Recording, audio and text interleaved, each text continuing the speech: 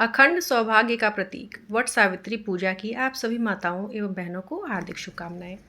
इस साल वट सावित्री व्रत 6 जून को है। इस दिन सुहागिन महिलाएं अपने पति की दीर्घायु और सुख समृद्धि के लिए व्रत रखेंगी। वट सावित्री व्रत रखने से परिवार के लोगों को सौभाग्य का आशीर्वाद मिलता है और वैवाहिक जीवन में खुशियाँ आती है। बहुत से लोग ये भी मानते हैं कि इस व्रत का महत्व करवा चौथ के व्रत जितना होता है। सनातन धर्म में प्रत्येक वर्ष ज्येष्ठ मास की अमावस्या को वट सावित्री व्रत रखा जाता है। ज्येष्ठ कृष्ण पक्ष अमावस्या को शनि भगवान की उत्पत्ति हुई थी और इसके उपलक्ष्य में शनि जयंती भी मनाई जाएगी।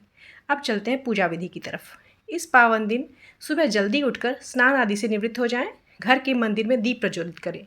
इसके बाद उपरोक्त पूजा सामग्री लेकर वट वृक्ष की पूजा करें। इस पावन दिन वट वृक्ष की पूजा का विशेष महत्व होता है। वट वृक्ष के नीचे सावित्री सत्यवान की मूर्ति को रखें।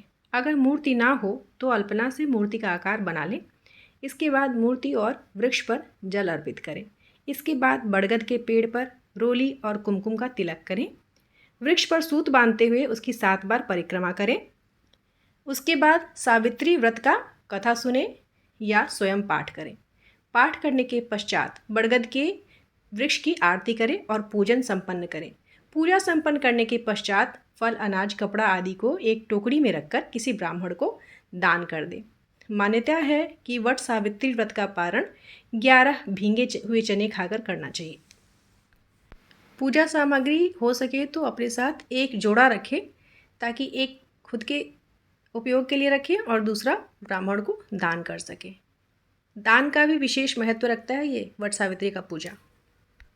अब जान लेते हैं वट वृक्ष की पूजा का धार्मिक महत्व।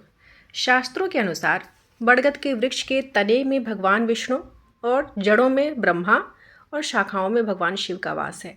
इस वृक्ष में कई सारी जटाएं नीचे की ओर रहती हैं, जिन्हें देवी सावित्री का रूप माना जाता है। इसलिए मान्यता है कि इस वृक्ष की पूजा करने के बाद भगवान का आशीर्वाद प्राप्त होता है और मनोकामनाएं पूरी होती हैं। संतान प्राप्ति के लिए इस वृक्ष की पूजा करना लाभकारी होता है।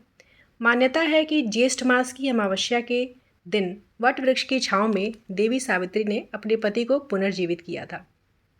इस दिन से ही वट वृक्ष की पूजा की जाने लगी थी। तभी से मान्यता